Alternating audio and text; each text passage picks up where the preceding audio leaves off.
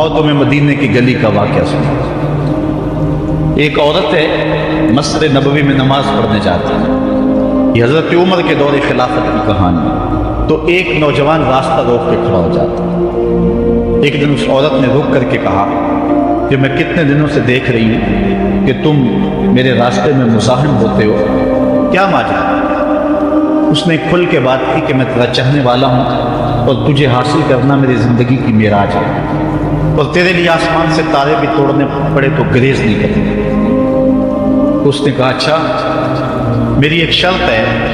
اس نے کہا بتاؤ، جلدی بتاؤ، لب کھولو، میں ابھی پوری کر دوں گا۔ کہا نہیں، چھوٹی سی بات ہے، 40 دن تک حضرت عمر کے پیچھے نمازیں پڑھ لو، اس کے بعد 40ویں دن کی آخری نماز کے بعد اسی وقت میں تمہارا انتظار کروں گی، پھر جدھر کہو گے چل پڑیں گے۔ کہا ٹھیک، یہ کون سی مشکل بات ہوئی؟ 40 دن نمازیں پڑھنے سے اگر تو مل جائے تو میرے لیے کون سا یہ مشکل معاملہ ہے۔ 40 دن حضرت عمر کے پیچھے نمازیں چلتی رہی، دل کی دنیا تبدیل ہوتی رہی۔ 40ویں دن کی آخری نماز کے بعد جب وہ نوجوان واپس پلٹنے لگا تو وہ لڑکی حسب وعدہ وہاں کھڑی تھی، لیکن اس نے دیکھا نہیں، ہے نظر جھکا کے گزر رہا۔ اس نے کہا جانے والے توجہ کر، میں تیرے لیے کھڑی ہوں۔ کہا خیر سے کھڑی رہ۔ عمر نے دل کا تعلق رب سے جوڑ دیا۔ اگر میرے پیچھے ایک بندہ 40 سال نماز پڑھتا رہے، اس میں تبدیلی پیدا نہ ہو، تو پھر مجھے شرم آنی چاہیے کہ نہیں آنی چاہیے؟ یار یہ تو میں ایک امام کی بات سنائی ہے، اور تمہیں دلی کے ایک مانگت کی کہانی سنا۔ دلی کی جامع مسجد کی سیڑھیوں پہ ایک مانگنے والا بیٹھا ہوا، ایک بہت بڑا انگریز افسر مسجد کی وزٹ کے لیے آیا۔ اس نے ہاتھ پھیلا دیا، اس نے اپنی جیب سے پرس نکال کر کے چند روپے اس کی جیب میں رکھے۔ دوبارہ جب پرس ڈالنے لگا تو پرس گر گیا۔ اس مانگنے والے نے وہ پرس اٹھا کے سنبھال لیا۔ خیر کچھ وقت گزرا، 1 سال کے بعد دوبارہ وہی افسر اس مسجد کی زیارت کے لیے، مسجد کو دیکھنے کے لیے، سیر کے لیے دوبارہ آیا تو فقیر نے پہچان لیا کہ یہ وہی ہے۔ اس نے کہا بابو جان ذرا 2 لمحوں کے لیے رکیے۔ کہا کیا ماجرا ہے؟ کہا بس 2 لمحوں کے لیے۔ دوڑ کے گیا، اپنی کٹیا سے وہ پرس نکال کے لے آیا اور اس کے ہاتھ میں کہا کہ پچھلے سال آپ آئے تھے، آپ کا یہ پرس گر گیا تھا آپ کی جیب سے، میں ڈھونڈتا رہا لیکن آپ نہیں مل پائے، میں نے سنبھال کے رکھا تھا کہ شاید دوبارہ کبھی ملیں تو میں ان کو دے دوں گا۔ اس کی آنکھیں پھٹی کی پھٹی رہ گئی۔ اس نے کہا جو ٹگا ٹگا مانگ رہا ہے، اتنا قیمتی پرس اور اس میں اتنی رقم، وہ آسودہ زندگی گزار سکتا تھا، تو یہ پرس واپس کیوں کر رہا ہے؟ اس نے کہا مانگنے کی بات اور ہے لیکن یہاں ماجرا اور۔ اس نے کہا کیا ماجرا ہے؟ اس نے کہا کہ اگر تیرا پرس میں سنبھال لیتا، رکھ لیتا، کام آ جاتا، 4 دن کی زندگی ایسے سے گزر جاتی، لیکن مسئلہ یہ نہیں ہے، مسئلہ یہ ہے تو عیسائی ہے اور میں حضور کا غلام ہوں۔ کل قیامت کے دن اگر تیرے نبی حضرت عیسیٰ نے میرے نبی کے سامنے شکایت لگا دی کہ آپ کے امتی نے میرے امتی کا پرس چرایا تھا، تو پھر میرے نبی کو تیرے نبی کے سامنے شرمندگی اٹھانی پڑے گی۔ تو میں مانگت ضرور ہوں، بے غیرت نہیں ہوں کہ اپنے نبی کو تیرے نبی کے سامنے شرمندہ کروں۔ یہ تو مانگتوں کی کہانی ہے، آج تو بادشاہ لوٹ رہے ہیں، آج تو پیٹ بھاری نہیں رہے ہیں، اور ہم کہتے ہیں ٹکڑے ٹکڑے کر دیں گے، یہ زبانی دعوے ہیں، جمع خرچ ہیں۔ ایسا نہیں ہوگا، آؤ اپنے اندر تبدیلی پیدا کریں۔ ہم اپنی ماضی کی تاریخ پڑھتے ہیں تو حیرت زدہ ہو جاتے ہیں، لوگوں میں کتنی اخلاقی بلندی تھی، آج ہمارے اخلاق لٹ گئے، آج ہمارا کردار نہیں رہا، ہم مدینے کی گلی میں پھر دوبارہ چلتے۔ حضرت عمر رضی اللہ تعالیٰ عنہ کا دربار آتا ہے، ایک شخص کو پکڑ کر لوگ لے آتے ہیں، ایک شخص نے ہمارے باپ کو قتل کر دیا۔ حضرت عمر رضی اللہ تعالیٰ عنہ نے پوچھا کیا ماجرا ہے بھائی؟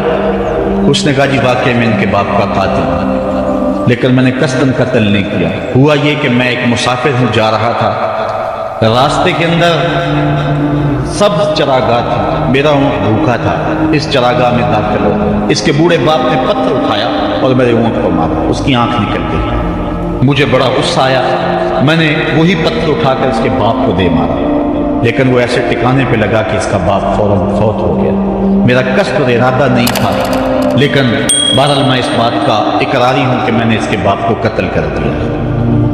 آپ جو حکم سنائیں میں اس کو قبول کروں، لیکن میں ایک مہلت مانگتا ہوں کہ میرے دوست، میرے بھائی کی کوئی رقم میرے ذمے ہے، میرے پاس اس نے امانت رکھی ہوئی ہے اور وہ مجھے پتا ہے کہ میں نے کہاں چھپا کے رکھی ہے۔ اگر آپ فیصلہ کر دیتے اور میری گردن کاٹ دی جاتی ہے تو وہ امانت جو میں نے رکھی ہوئی ہے سنبھال کر کے میرے علاوہ کوئی جانتا بھی نہیں ہے تو وہ اس تک کون پہنچائے گا؟ اگر آپ مجھے 3 دن کی مہلت دے دیں تو میں جا کر کے اس کی امانت اس کو واپس کر کے پھر واپس آؤں گا، پھر یہ پھندا پھانسی کا میں اپنے گلے میں ڈلوانے کے لیے تیار ہوں۔ حضرت عمر رضی اللہ تعالیٰ عنہ نے فرمایا کہ کوئی شخص تیری ضمانت دے دے تو ہم تجھے چھٹی دینے کے لیے تیار ہیں۔ اس نے دائیں بائیں دیکھا، پورے مدینے میں اس کا کوئی شناسہ ہی نہیں تھا، واقف ہی نہیں تھا، ایک اجنبی شخص تھا۔ حضرت ابو ذر غفاری کھڑے ہو گئے، کہا حضرت عمر میں اس کی ضمانت دیتا ہوں۔ ضمانت دے دی گئی، وہ چلا گیا۔ تیسرے دن وعدے کا جو وقت تھا لوگ جمع ہو گئے، دربار لگ گئے، ابھی تک آنے والا نہیں آیا۔ لوگوں نے کہا ابو ذر تو نے غلطی کی ہے، ایک اجنبی کی ضمانت دی اور ابھی تک وہ نہیں آیا۔ اور میاں صاحب فرماتے ہیں ایک بار جو پھائیں اڑ جاندے اور پھر کدی نہ پھنستے۔ ظاہر ہے وہ چلا گیا، واپس تو نہیں پلٹ کے آئے گا، اسے پتا ہے کہ آگے سیدھی سیدھی میری موت ہے، تو تم نے یہ کیا غلطی کی؟ خیر آپ نے فرمایا کہ اگر وہ نہ آیا تو یہ پھانسی کا پھندا میرے گلے میں ڈال دیں گے، لیکن بہرحال میں نے اس کی ضمانت دی۔ کچھ عرصہ بیتا کہ دور سے گرد و غبار اڑتا ہوا دکھائی دیا۔ جب صورت واضح ہوئی تو وہی شخص حضرت عمر فاروق رضی اللہ تعالیٰ عنہ کے دربار میں کھڑا ہو کہنے لگا حضرت کسی وجہ سے تاخیر سے پہنچا ہوں، معذرت چاہتا ہوں، اب جو حکم ہے پورا کیجیے۔ حضرت عمر رضی اللہ تعالیٰ عنہ اس کے پھانسی کے احکامات جاری کر چکے تھے۔ آپ نے فرمایا کہ ابو ذر یہ بتا کہ تو نے اس کی ضمانت کیسے دی جب تو اسے جانتا نہیں تھا؟ تو سن حضرت ابو ذر غفاری نے کیا کہا، ایک اجنبی میرے محمد کے مدینے میں پناہ مانگ رہا تھا اور اس نے چاروں سمت دیکھا اور کوئی شخص نہیں تھا جو اس کو امان دیتا اور اس کی ضمانت دیتا، تو میں نے اس لیے ضمانت دے دی کہ نہ بھی آیا تو اپنی جان چلی جائے گی، کل کو یہ تو نہیں کہے گا کہ محمد کے مدینے میں کسی نے ضمانت مانگی تھی، پورے شہر میں کوئی ضمانت دینے والا نہیں تھا۔ اس کو کہا کہ انہوں نے تو ضمانت دے دی، میاں اب تو بتا کہ تو چلا گیا تھا، تجھے جانتا کوئی نہیں تھا، نہ پلٹ کے آتا تو تجھے کوئی پوچھنے والا نہیں تھا، تو نے یہ دوبارہ موت کے منہ میں کیوں اپنا سر رکھا ہے؟ تو اس نے کہا کہ میں نے کہا کہ ایک اجنبی کی ضمانت ایسے شخص نے دی ہے جو مجھے جانتا بھی نہیں ہے، اور اگر میں نہ گیا تو لوگ قیامت تک اجنبیوں پر بھروسہ نہیں کریں گے کہ اجنبی یوں سلوک کیا کرتے ہیں۔ تو حضرت عمر رضی اللہ تعالیٰ عنہ اس کے پھانسی کے احکام جاری کیے، تو جن کے باپ کو قتل کیا تھا وہ بیٹے کھڑے ہو گئے، کہنے لگے تاریخ کی کالک ہم اپنے منہ پہ ملیں گے، ہم بھی اپنے باپ کے قاتل کو معاف کر دیتے ہیں۔ یہ ہماری تاریخ ہے، یہ ہماری کہانی ہے، لیکن آج ہم کس جگہ پہ کھڑے ہیں اور کیا ہماری صورتحال ہے؟ نہ ہمارا کردار رہا اور نہ ہمارا کوئی تشخص رہا۔ آج ہم نے اپنا تشخص بھی مٹا کے رکھا، اپنے طرز زندگی بھی بدل دی، نہ ہماری باطن کی وہ روشنی رہی، نہ ظاہری وہ صورتیں رہی کہ ہم پہچانے جائیں کہ حضور کے خدا، بلکہ آج بھانت بھانت کی بولیاں بول رہی ہیں۔ اقبال نے کیا کہا تھا، اپنی ملت پر قیاس اقوام مغرب سے نہ کر، خاص ہے ترکیب میں تجھے قوم رسول حاجت۔ بلکہ آج فیشن کے طور پر یہ کہا جاتا ہے جی آج کل دین پہ چلنا بڑا مشکل ہے، یہ آپ بھی سنتے ہوں گے، لوگ کہتے ہیں جی آج کل دین پہ چلنا بڑا مشکل ہے۔ یہ کون کہہ رہا ہے؟ جو مسجد میں آتا ہے تو موسم کے مطابق گرم اور سرد پانی دستیاب ہے، اس کے لیے ماحول ہے، اس کے لیے خوبصورت قالین بچھے ہوئے ہیں، مخملی مسلے رکھے ہوئے ہیں، جو نرم اور گداز مسلوں پہ پیشانی رکھ کر کے سجدہ کرتا ہے، وہ بطور فیشن کہہ رہا ہے جی آج کل دین پہ چلنا بڑا مشکل ہے۔ میں اس کے جواب میں کہا کرتا ہوں میاں تیرے لیے مشکل ہے یا کربلا والے حسین کے لیے مشکل تھا؟ انہوں نے تو نہیں کہا کہ دین پہ چلنا مشکل ہے، تیرے لیے مشکل ہے دین پہ چلنا، یہ حضرت بلال حبشی کے لیے مشکل ہے، جنہوں نے تپتی ہوئی نیت پہ سجدے کیے، گلے میں رسا ڈال کر کے گھسیٹا گیا، اور انہیں پاؤں میں زنجیریں ڈال کر کے مکے میں کھینچا گیا، ہاتھوں اور پاؤں میں میخیں ٹھونک دی گئی، چکی پسرائی گئی، لیکن بلال ہے کہ آگے مسکرا رہے ہیں۔ کسی نے گزرتے ہوئے کہا بلال عجیب تماشا ہے، عجیب کہانی ہے کہ وہ تمہیں مار رہے ہیں اور تم آگے سے مسکرا رہے ہو۔ تو سنو حضرت بلال نے کیا جواب دیا۔ حضرت بلال فرمانے لگے میاں تم جاؤ نا بازار میں مٹی کا برتن بھی خریدنا، تو اس کو بھی ٹھونک بجا کے دیکھتے ہو کہیں کچا تو نہیں ہے، اس کی آواز تو خراب نہیں ہے۔ کہا تم تو مٹی کا پیالہ بھی خریدو تو ٹھونک بجا کے دیکھتے ہو کہیں کچا تو نہیں ہے، میرا مالک مجھے خرید رہا ہے، دیکھ رہا ہے بلال کہیں کچا تو نہیں ہے۔ میں کہتا ہوں مالک کھال ادڑ بھی جائے گی، حق حق کی آوازیں ختم نہیں ہوں گی۔ زخم پہ زخم کھا کے جی خون جگر کے گھونٹ بھی، آہ نہ کر لبوں کو سی یہ عشق ہے دل لگی۔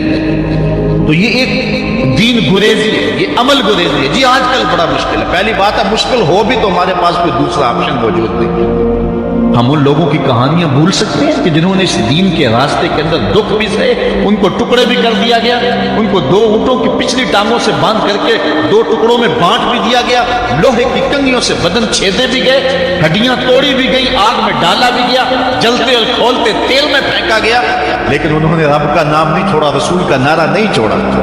اور آج ہم کہتے ہیں جی بڑا مشکل ہے آج کل دین پہ چلنا، اور یہ مولویوں نے مشکل بنائی ہوئی ہے، یار دین اتنا بھی مشکل نہیں، یہ کوئی بات نہیں، ہم سر سے لے کر پاؤں تک اسلام میں داخل ہوں، یہ ہمارے رب کا ہم سے یہ تقاضا ہے، یا ایھا الذین آمنوا ادخلوا فی السلم کافۃ، اے ایمان والو دین میں پورے پورے داخل ہو جاؤ، پورے پورے داخل ہو جاؤ۔ تو ہماری وضاحت، انداز زندگی، طرز معاشرت یہ بتائے گا تم حضور کے ہو، جو غیروں کے طرز زندگی کو اپنا رہا ہے اور ان کو جو ہے وہ پسند کر رہا ہے، وہ سوچے اپنے اندر اترے اور مت کسی کے دھوکے میں رہے۔ میں کہتا ہوں آج اگر کوئی یہ میٹرک پڑھے لڑکے بھی یہ سکول کھول لیتے ہیں گلی میں محلے میں، 200 بچے لے کر کے بیٹھ جاتے ہیں اور ان کو بھی ایک باقاعدہ یونیفارم دیتے ہیں، اس طرح کی ٹائی ہوگی، اس طرح کی شرٹ ہوگی، اس طرح کے بوٹ ہوں گے، گرمیوں میں اس طرح کا لباس ہوگا، سردیوں میں اس طرح کا لباس ہوگا۔ کبھی کسی نے نہیں کہا کہ یہ کیا قدغن لگاتے، جس طرح کا بچہ لباس پہننا چاہے اس کو آزادی ہونی چاہیے، یہ کیا تم نے ایک خاص لباس متعین کر دی ہے؟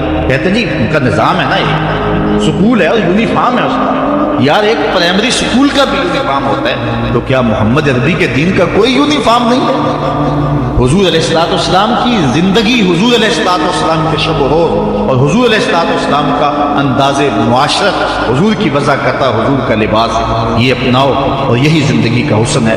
اسلام کے حوالے سے معذرت خواہانہ رویہ ترک کر دینا چاہیے، اور آج ہمارے جو ہے وہ محراب و منبر کے جو وارثین ہیں انہوں نے بھی مسالت کر لی ہوئی ہے، یہ کوئی بات نہیں ہے۔ اسلام صرف زبان سے اسلام کہہ دینے کا نام نہیں ہے، جو می گوئم مسلمانم بلرزم کہ دان مشکلات لا الہ، جب میں کہتا ہوں میں مسلمان ہوں تو کانپ جاتا ہوں، اس لیے کہ لا الہ الا اللہ کے تقاضوں کو سمجھتا ہوں۔ جب بیعت عقبہ ثانیہ ہوئی ہے تو حضرت اسد بن زرارہ کھڑے ہو گئے، جب صحابہ حضور سے بیعت کرنے لگے اور 70 تعداد تھی ان کی، تو حضرت اسد بن زرارہ خزرجی کھڑے ہو گئے اور ان کو کہا کہ اے انصار، ان سے بیعت کرنے سے قبل سوچ لو، یوں ہی بے توجہی میں ہاتھ نہ بڑھا دینا، بے خبری میں یوں ہی ایسے ہی ہاتھ نہ بڑھا دینا، پہلے سوچ لو۔ بیعت کرنے کا مقصد یہ ہے تمہیں جو ہے وہ وقت کے جبر کے ساتھ پورے عرب کے ساتھ ٹکر لینا ہوگا، جو بھی کفر کے نظام کا حصہ ہے تم اس کے ساتھ ٹکراؤ کرنا ہوگا، اور حتیٰ کہ تمہاری کھال بھی ادھیڑ دی جائے گی، سخت تلواروں سے تمہارے کلیجے چبائے جائیں گے، اگر تم اس کے لیے تیار ہو تو پھر آؤ بیعت کرو۔ یہ نہیں ہے کہ بس تم کہہ لو کہ مسلمان ہو بس کافی ہے، نہیں، تمہیں گوئے مسلمانم بلرزم کہ دانم مشکلات لا الہ۔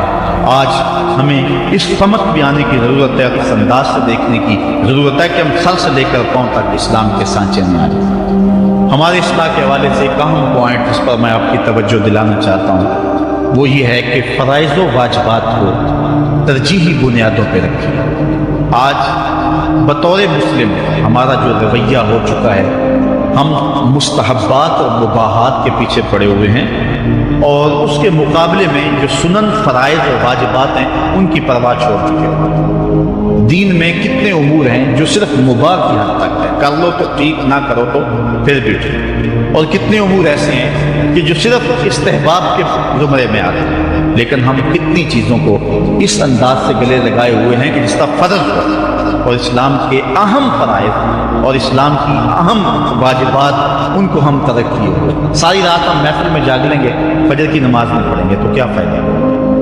ہم حضور علیہ السلام کے میلاد پہ جھنڈیاں بھی لگا لیں گے، سب کچھ کر لیں گے، لیکن حضور علیہ السلام کی سنت سیرت کو ترک کر دیں گے، تو بتاؤ کہ اس سے کیا حضور کی رضا میں حاصل ہو جائے گی؟ ہاں، اگر فرائض کی ادائیگی کے بعد ان کاموں کو کرو تو یہ تمہارے لیے بہتری کا سامان ہے۔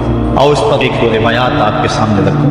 ایک طرف حضور علیہ السلام سے محض محبت کا دعویٰ ہے، اور ایک حضور علیہ السلام کے دیے ہوئے دین کو اور حضور علیہ السلام کے پیغام کو اپنانا ہے، بلکہ ایک طرف اپنی طرف سے اظہار محبت ہو، وہ سچائی ہو، اور دوسری طرف حضور کا حکم ہو تو حکم ترجیح پا جائے۔ حضرت عبداللہ ابن رواحہ رضی اللہ تعالی عنہ یہ حضور علیہ السلام کے درباری شاعر ہیں۔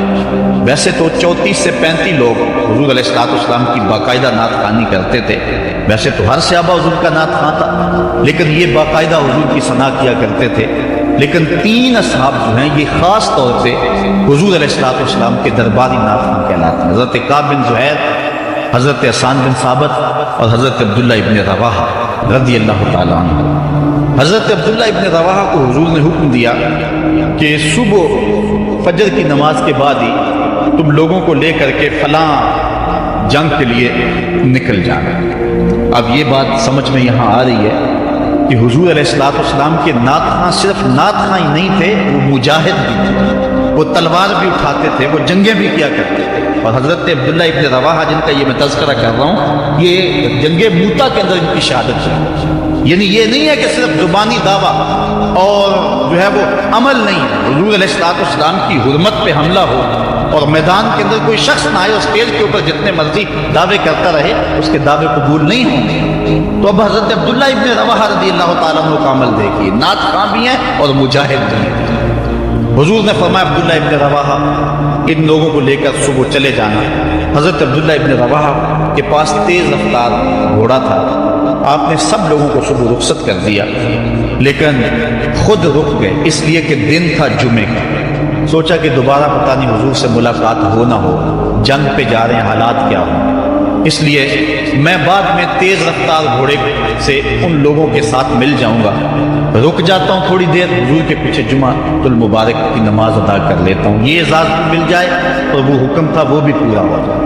تو حضرت عبداللہ ابن رواحہ رضی اللہ تعالی عنہ نے نماز جمعہ ادا کی۔ حضور علیہ السلام نے فرمایا، اے عبداللہ بن رواحہ، میں نے تمہیں حکم دیا تھا کہ صبح تم چلے جانا، لیکن تم یہاں موجود ہو۔ عرض کی حضور، میں نے یہ عزم کیا ہے کہ میں ان کے ساتھ شامل ہو جاؤں گا، لیکن رکا اس لیے ہوں تاکہ آپ کے ساتھ جمعہ المبارک پڑھنے کی سعادت حاصل کر لوں۔ اب یہ سعادت چھوٹی نہیں تھی، حضور علیہ السلام کی اقتداء میں نماز، اور وہ بھی نماز جمعہ، کتنی بڑی سعادت ہے۔ لیکن حضور نے کیا فرمایا سنیے، اور اس مختصر سی بات سے بہت کچھ سمجھیے۔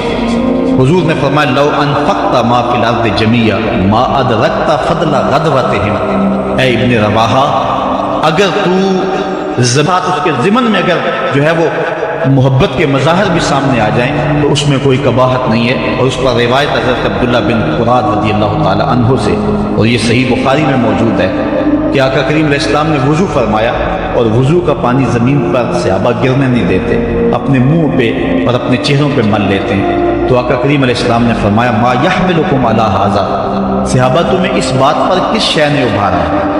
میرے وضو کے پانی کو جو تم زمین پر نہیں گرنے دیتے، تو اس کا سبب کیا ہے؟ تو حضرت عبد الرحمن بن قراد کہتے ہیں کہ صحابہ نے کہا، قالوا حب اللہ ورسولہ، اللہ اور اس کے رسول کے پیار نے ہمیں اس بات پہ ابھارا ہے۔ تو حضور علیہ السلام نے جو ارشاد فرمایا، اس عمل سے نفی نہیں کی، لیکن ساتھ حضور نے فرمایا، جو چاہتا ہے اللہ اور اس کا رسول اس سے پیار کرے، اور وہ اللہ اور اس کے رسول سے پیار کرے، اسے 3 چیزوں کا خیال رکھنا چاہیے۔ ایک، جب بھی بولے سچ بولے، اور جب بھی اس کے پاس کوئی امانت رکھے تو امانت کو ادا کرے، اور اپنے ہمسایوں کے ساتھ حسن سلوک کرے۔ یعنی اگر وہ اس مظاہرہ محبت میں شامل ہو گیا اور حضور کے وضو کا پانی اس کے ہاتھ سے مس ہو گیا اور اس نے برکت سے اپنے منہ کے ساتھ مل لیا ہے، تو اس کا یہ مطلب نہیں ہے کہ جو باقی اعمال ہیں ان سے ان کو چھٹی مل گئی۔ یہ مفہوم ہے اس حدیث کا۔ اگر کوئی بندہ محفل میلاد منعقد کر لیتا ہے، دیگر امور مستحبات کی ادا کرتا ہے، تو اس کا یہ مطلب نہیں ہے کہ اب نماز نہ پڑھے، اس کو کوئی پرواہ نہیں ہے، وہ بخشا گیا ہے۔ جس طرح کہ آج کل ہمارے صنعت خان جو ہے تاثر دیتے ہیں کہ جو محفل میلاد میں آ گیا وہ بخشا گیا۔ اللہ تعالیٰ چاہے اس کے لیے کوئی مشکل نہیں ہے، لیکن جو دین ہے اس دین کو ہلکا کرنے والی بات ہے۔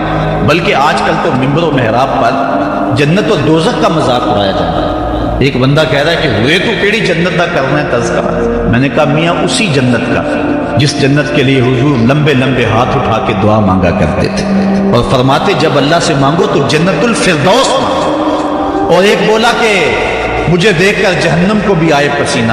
ہمارے استاد فرمایا کرتے تھے بیٹے تیرے منہ میں آج طوطی بولتا ہے جو مرضی کہہ لے، یہ تو کل قیامت کے دن پتہ چلے گا کہ پسینہ کس کو آتا ہے، تجھے آتا ہے یا جہنم کو آتا ہے۔ ایک بولا کہ قبر دا خوف دے دے کے لوکی مینو ڈرانے نے۔ لوگ کون ہے ڈرانے والے؟ تبشیر اور تنذیر یہ نبی کا منصب ہے، نبی کی شان ہے۔ مبشر اور نذیر یہ نبی کی شان ہے۔ حضور نے ڈرایا بھی ہے، حضور نے بشارت بھی دی ہے، لیکن اس بات کا منبر پہ بیٹھ کر کے تمسخر اڑایا جا رہا ہے اور لوگوں کو بے عملی کی طرف لے جایا جا رہا ہے۔ اس لیے آپ اس بات پہ غور کریں، اس بات پہ توجہ کریں۔ قیامت کے دن یہ لوگ کام نہیں آئیں گے، یہ پلہ چھڑا جائیں گے اور کہیں گے کہ جو ہے وہ ہم نے ان کو نہیں کہا تھا، بلکہ جو بت جن کو لوگ پوچھتے ہیں اور جن لوگوں کی لوگ پرستش کرتے ہیں وہ بھی کل قیامت کے دن کہیں گے کہ ان کو عقل نہیں تھی، ان کو سمجھ نہیں تھی، تو وہ عذر مقبول نہیں ہوگا کہ ہم ان کے کہنے پہ جو ہے وہ پوجا شروع کی۔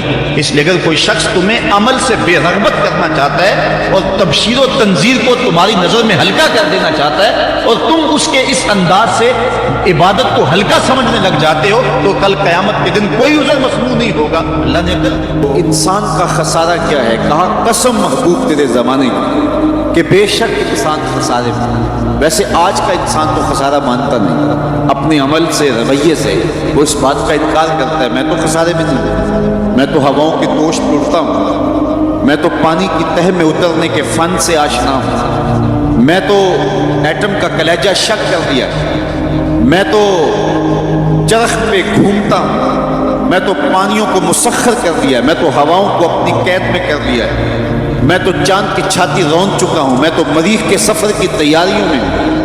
میری زندگی کا حسن دیکھو، کہاں وہ گھاس پھونس کی جھوپڑیاں اور کہاں یہ عالی نسل محلات، کہاں کھانے کے لیے نان شبینہ بھی نہیں تھا اور کہاں ٹیبل پہ اتنے کھانے پڑے ہوتے ہیں کہ مشکل ہوتا ہے کہ کس کو کھائیں اور کس کو چھوڑیں، کہاں پہننے کے لیے پیوند لگے لباس ہوتے ہیں اور کہاں آج اتنے لباس ہوتے ہیں کہ موسم بدل جاتے ہیں اور لباس بدلنے کی باری نہیں آتی۔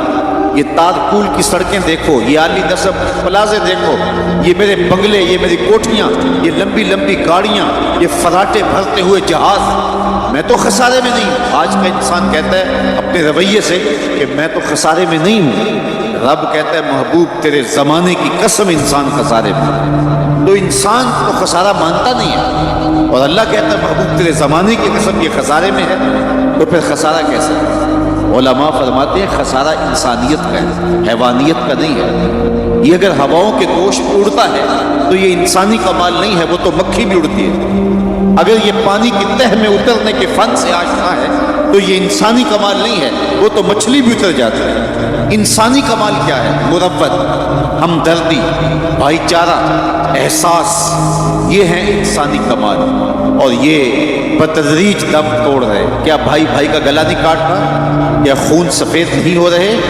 آج کا انسان دہشت گرد ہے، آج کا انسان ڈرون حملے کرتا ہے، تو کہا کہ انسانیت کی مروت دم توڑ رہی ہے، محبتیں ٹوٹ رہی ہیں۔ آج کا انسان کا گلا چیر کے فخر اور خوشی محسوس کرتا ہے۔ وہ کیا کسی نے کہا تھا گھر کی آگ بجھی تو کچھ سامان بچا تھا جلنے سے، سو وہ بھی ان کے ہاتھ لگا جو آگ بجھانے آئے تھے۔ تو آج کا انسان انسانیت کو توڑ رہا ہے، لیکن محبوب کے زمانے کا انسان دیکھنا ہو تو تمہیں ابو بکر عمر جیسے انسان ملیں گے۔ تجھے عثمان و علی جیسے لوگ ملیں گے، بلال حبشی اور ابو ذر غفاری جیسے لوگ ملیں گے، تو کہا قسم تیرے زمانے کی، بے شک انسان خسارے میں۔ سیدنا علی المرتضی رضی اللہ تعالیٰ عنہ فرماتے ہیں انسانی خسارے کا ایک پہلو یہ ہے کہ وہ اپنی سانسوں کے ذریعے اپنی زندگی توڑ رہا ہے۔ سمجھتا یہ ہے کہ میں بڑا ہو رہا ہوں، لیکن حقیقت یہ ہے کہ یہ چھوٹا ہو رہا ہے۔ یہ سانسیں یہ زندگی کو مختصر کر رہی ہیں، کاٹ رہی ہیں زندگی۔ کبھی آپ اشارے پہ رکے ہوں تو وہاں گنتی الٹی چل رہی ہوتی ہے، اور جہاں گنتی الٹی چل رہی ہوتی ہے وہاں بہت جلد کام زیرو پہ آ جاتا ہے۔ یہ سانسوں کی زندگی، یہ ماہو سال کی زندگی، یہ الٹی چل رہی ہے۔ کوئی 60 سے نیچے آ رہا ہے، کوئی 70 سے نیچے آ رہا ہے، کوئی 40 سے نیچے آ رہا ہے، اور جب زندگی زیرو پوائنٹ پہ پہنچے گی تو اسی کا نام موت ہے۔ یہ ہے انسانیت کا خسارہ۔ ایک بزرگ فرماتے تھے مجھے سمجھ نہیں آتی تھی کہ یہ جو قرآن نے کہا انسان خسارے میں ہے تو یہ خسارہ کاہے کا ہے۔ میں ایک دن سمرقند کے بازار سے گزر رہا تھا، وہاں ایک آدمی پھٹے پہ رکھ کے برف بیچ رہا تھا اور ساتھ آواز لگا رہا تھا، اور اس کی آواز کیا تھی؟ وہ کہہ رہا تھا ارحموا ارحموا من یذوب راس مالہ، اور میرے پہ رحم کرو، میں ایک ایسا شخص ہوں جس کا راس المال پگھلتا جا رہا ہے۔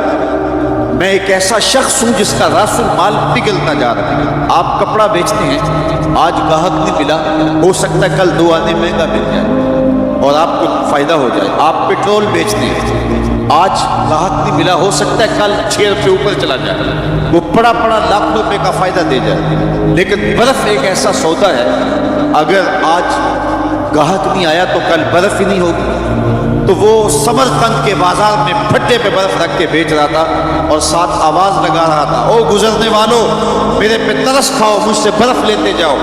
میں ایسا تاجر ہوں جس کا راس المال پگھلتا جا رہا ہے اور قطرہ قطرہ کر کے میری برف پگھل رہی ہے اور میں نقصان میں ہوں، مجھ سے کوئی برف خرید لے۔ وہ کہتے ہیں جب اس نے یہ آواز لگائی نا تو میرے قدم رک گئے، اور میں نے اس کو کہا میاں آج مجھے ان الانسان لفی خسر کا ترجمہ سمجھ میں آ گیا۔ جس طرح تیری برف پگھلتی جا رہی ہے میری زندگی پگھلتی جا رہی ہے، تیری برف قطرہ قطرہ پگھل رہی ہے اور میری زندگی سانس سانس پگھل رہی ہے۔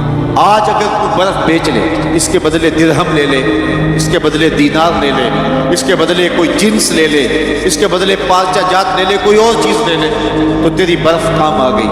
میں بھی اس زندگی کے بدلے درود پڑھ لوں، سلام پڑھ لوں، سجدہ کر لوں، قیام کر لوں، کسی دکھی کے سر پہ ہاتھ رکھ دوں، تو یہ میری پگھلتی ہوئی زندگی میرے کام آ جائے گی۔ میں آپ کو کہتا ہوں آپ اللہ کا شکر ادا کریں، سانسیں آپ کی بھی گزر رہی ہیں، اور اس وقت جو ہے وہ آوارگی میں بیٹھے ہوں گے، سانس ان کی بھی اسی رفتار کے ساتھ چل رہی ہے، لیکن وہ سانسیں بیچ کے جو ہے وہ نہ جانے کیا خرید رہے ہیں، لیکن آپ کو مبارک ہو آپ سانسیں بیچ کے اللہ کا قرآن خرید رہے ہیں، سانسوں کے بدلے میں درس قرآن لے رہے ہیں۔ تو یہ ہے زندگی کی قیمت جو آپ اور میں وصول کر رہے ہیں، اور رات کے لمحوں کے اندر بابرکت گھڑیوں کے اندر ہماری سانسوں کا مل پڑ رہا ہے، ورنہ سانسیں سو کے بھی گزر جائیں گی، آوارگی میں بھی گزر جائیں گی، عیش و عشرت میں بھی گزر جائیں گی۔ خوش نصیب ہیں وہ گھڑیاں جو یاد خدا میں گزر جاتی ہیں، یاد رسول میں گزر جاتی ہیں۔ تو خسارہ یہ ہے کہ انسان اپنی سانسوں کے ذریعے اپنی زندگی کو توڑ رہا ہے۔ وہ سمجھتا یہ ہے کہ میں بڑا ہو رہا ہوں، لیکن حقیقت میں وہ چھوٹا ہو رہا ہے۔ خسارے کا ایک اور پہلو، اور مجھے آپ کی یہاں بھرپور توجہ چاہیے ہوگی، یہ بڑا لطیف پہلو ہے، اور آپ کی اگر توجہ ہوگی تو یہ پہلو آپ کو بڑا لطف بھی دے گا۔ خسارہ یہ ہے کہ حضرت انسان کو اللہ نے ایک کمال دیا ہے، یا کسی بھی شے کو اللہ تعالیٰ نے ایک کمال دیا ہے، اسے دوسرے کمال سے محروم رکھا ہے، تو وہ شے کہتی ہے میں خسارے میں۔ مثال کے طور پہ پھولوں میں خوشبو ہے لیکن روشنی نہیں، تو یہ پھول کہیں کہ ہم روشنی کے خسارے میں۔ چاند میں روشنی ہے لیکن خوشبو نہیں ہے، تو چاند کہے گا میں خوشبو کے خسارے میں۔ بلبل کہے گی میری آواز میں تو جادو ہے لیکن میرے پنجوں میں زور ہے۔ شیر کہتا ہے میرے پنجوں میں زور ہے لیکن میں اڑنا نہیں چاہتا۔ مور کہتا ہے میرے پروں میں حسن ہے لیکن میرے پاؤں بدصورت ہے۔ تو ہر شے کسی نہ کسی طرح خسارے میں۔ انسانوں کو دیکھ لیں، ایک بچے سے پوچھ لیں، بچہ کہتا ہے میرے پاس بچپنے کی معصومیت تو ہے لیکن کیا کروں کہ جوانی کا زور نہیں، لہٰذا میں اس خسارے میں ایک جوان سے پوچھیں، وہ کہتا ہے جوانی کا پاکپن تو ہے، بڑھاپے کے تجربے نہیں۔ ایک بوڑھے سے پوچھیں، وہ کہتا ہے بڑھاپے کے تجربے تو قطار اندر قطار ہیں، لیکن کیا کروں بچپنے والی موج نہیں رہی، وہ اپنی خوشی سے جانا، وہ اپنی خوشی سے آنا۔ اقبال کہتا ہے جنبش زنجیر در سے لطف آتا تھا مجھے، کوئی کنڈی بھی ہلا دیتا تھا تو اس سے بھی مزہ لے لیتے تھے۔ آج تو نغمے بھی نہیں نہ بہلاتے، اس وقت ہلتی ہوئی کنڈی سے بھی مزہ لے لیتے تھے۔ آج محل بنا کر بھی تسکین نہیں ملتی۔ کیسا زمانہ تھا جب گلی میں کوئی ریت پھینک جاتا تو ہولے سے جو ہے وہ ریت میں پاؤں رکھ کے اس کے اوپر ریت تھپک لینا، پھر پاؤں نکال لینا، اور اگر وہ گھروندہ بچ جاتا تو اتنی خوشی ہوتی۔ آج بنگلہ بنا کر بھی وہ خوشی نہیں ہوتی جو بچپنے میں وہ گھروندہ بنا کر ہوتی تھی۔ وہ کیا کسی نے کہا کہ آج دنیا چاند پہ جانے کے لیے بے چین ہے؟ کیسا زمانہ تھا کہ بچپن میں جب ہم خود ہی چاند ہوا کرتے تھے، اپنے جل جانے کا بھی احساس نہیں تھا، جلتے ہوئے شعلوں کو چھیڑا کرتے تھے۔ اب تو ایک آنسو بھی باعث رسوائی ہے، بچپن میں جی بھر کے رویا کرتے تھے۔ وہ کیسا زمانہ تھا، وہ کیسی گھڑیاں تھیں، روٹھ جاتے تو منانے کے لیے کیا ہوا کرتے تھے لوگ، وہ کیا مزے تھے۔ کسی نے کہا یہ دولت بھی لے لو، یہ شہرت بھی لے لو، بھلے چھین لو مجھ سے میری جوانی، مگر مجھ کو لوٹا دو بچپن کا ساون، وہ کاغذ کی کشتی، وہ بارش کا پانی۔ تو ایک بوڑھے سے پوچھے، وہ کہتا ہے بڑھاپے کے تجربے تو ہیں لیکن بچپنے کی موج نہیں رہی، وہ کاغذ کے جہاز اور وہ کاغذ کی کشتیاں، وہ زمانہ بچپن کا، لہٰذا میں اس خسارے میں آ گیا ہوں کہ وہ بچپن کی موج نہیں رہی، وہ حسن نہیں رہا۔ ایک عالم سے پوچھیں، وہ کہتا ہے علم کا نور تو ہے لیکن سحر کی سسکیاں نہیں ہیں۔ ایک شب زندہ دار سے پوچھیں، وہ کہتا ہے سحری کا رونا تو ہے لیکن علم کا جمال نہیں ہے۔ تو ہر شے کسی نہ کسی خسارے میں ہے، کسی کو خوشبو کا خسارہ، کسی کو روشنی کا خسارہ، کسی کو جوانی کا خسارہ، کسی کو معصومیت کا خسارہ۔ لیکن اگر تمہیں شوق آ جائے کسی ایسی ذات سے ملنے کا جس میں کوئی خسارہ نہ ہو، حسن کی ساری شوخیاں اور جمال کے سارے کرینے ایک بیکر میں ڈھونڈنا چاہتے ہو، تو رب کہتا ہے آؤ مدینے کی گلی میں آ جاؤ، میں نے ایک ذات محمد عربی کی ایسی بنائی ہے جس میں کوئی خسارہ رکھا ہی نہیں۔ حسن یوسف دم عیسیٰ ید بیضا داری، آنچ خوباں ہما دارت تو تنہا داری۔ تم نے پھوٹتے جھرنوں کا حسن دیکھا ہوگا، تم نے بہتی ندیوں کا جمال ملاحظہ کیا ہوگا، تم نے ساون کی رتوں کے مزے لیے ہوں گے، کوسے قضا کی رنگینیاں اور دھنک کی شوخیاں تم نے دیکھی ہوں گی، اور تم نے تتلی کے پروں میں قدرت کی سنائی اور کاریگری دیکھی ہوگی، مور کے پروں میں قدرت کی مینا کاری کے رنگ دیکھے ہوں گے، تم نے معصوم بچے کی مسکراہٹ اور بوڑھے کے بالوں کی سفیدی بھی دیکھی ہوگی، تم نے ساون کے نٹڑتے بادل بھی دیکھے ہوں گے، پھوٹتے جھرنے اور بہتی ندیاں تم نے ملاحظہ کی ہوگی۔ لیکن یہ سارے حسن اور سارے جمال ایک جگہ میں مجتمع دیکھنا چاہتے ہو، تو رب کہتا ہے وہ میں نے ایک ہی ذات محمد عربی کی بنا دی۔ کائنات حسن جب پھیلی تو لامحدود تھی، اور جب سمٹی تو تیرا نام بن کے رہ گیا۔ قسم محبوب تیرے زمانے کی، بے شک انسان خسارے میں۔ اچھا، خسارے سے کوئی بچا ہوا بھی ہے؟ رب نے جو خسارے کی بیماری حضرت انسان کو لگ گئی تو اس کے بیان کرنے کا مقصود کیا تھا؟ کیا انسان کو خوف زدہ کرنا مقصود تھا، یا اس کو یہ خطرناک مرض بتا کے اس کو علاج کی طرف متوجہ کرنا مقصود؟ جس طرح کسی مریض کو کینسر ہو جائے تو ڈاکٹر حکیم حاذق اسے بتاتا ہے کہ تجھے یہ موذی مرض لگ گیا ہے، تو اس کا یہ مقصد کبھی نہیں ہوتا کہ اس کی زندگی کی جو چند سانسیں ہیں ان کو بھی میں اوکھا کر دوں، بلکہ اس کا مقصد یہ ہوتا ہے کہ اس خطرناک بیماری سے آگاہ کر کے اس کو علاج کی طرف متوجہ کروں تاکہ یہ پرہیز کر کے اپنی بیماری کا علاج کر سکے۔ میں حضرات آپ کی توجہ چاہوں گا، میرے رب نے یہاں انسان کو لگی ہوئی بیماری جو خسارے کی صورت میں لگ گئی ہے اس کو بیان کرنے کا یہ مقصود ہے کہ اس کو علاج کی طرف متوجہ کیا ہے، اور وہ علاج بھی قرآن مجید کی اسی صورت کے اندر بیان فرما دیا کہ انسان تجھے خسارے کا مرض لگ گیا ہے، اور اگر تو خسارے سے بچنا چاہتا ہے تجھے میں علاج بھی دیتا ہوں اِلَّا آمنوا، خسارے سے بچنا ہے تو میرے محمد عربی کا دامن پکڑ لیں، کیونکہ ایمان حضور سے وابستگی کا نام ہے، حضور سے تعلق کے خاطر کا نام ہے، تو اس لیے کہا اِلَّا آمنوا، ساتھ علاج بھی بتایا اگر تو چاہتا ہے کہ میں خسارے سے بچ جاؤں تو علاج یہ ہے کہ میرے محبوب کے دامن سے وابستہ ہو جا، پھر خسارے سے بچ جائے گا، خسارہ تیرا کچھ بگاڑ تو ورنہ حالات کا جبر تجھے پیس کے رکھ دے گا۔ میں یہاں ایک سادی سی مثال دیا کرتا ہوں، کسی زمانے میں چکی سے آٹا پیستے تھے اور آج وہ دور نہیں رہا۔ چکی کے دو پتھر ہوتے ہیں، ایک نیچے والا ساکن و جامد اور اوپر والا متحرک، درمیان میں خالی جگہ ہوتی ہے جہاں کلی لگی ہوئی ہوتی ہے اور اس میں دانے ڈالتے ہیں، ہمارے علاقے میں اسے گالا کہتے ہیں، اور پھر چکی کو گھماتے ہیں تو جو دانے ان پتھروں کے نیچے آ جاتے ہیں وہ پس جاتے ہیں اور جو کلی کے ساتھ جڑ جاتے ہیں وہ بچ جاتے ہیں۔ رب کہتا ہے محبوب تیرے زمانے کی قسم، بے شک انسان خسارے میں ہے، بچے گا وہی جو تیرے دامن سے جڑ کے رہتے ہیں۔ وہ خسارے سے بچنا چاہو تو حضور کے دامن سے وابستگی اختیار کرنا ہوگی۔ دنیا کے اوپر کتنے لوگ آئے اور چلے گئے، خسارے سے اپنے آپ کو بچا نہ پائے، لیکن جو بھی میرے حضور کے دامن سے وابستہ ہو گئے وہ خسارے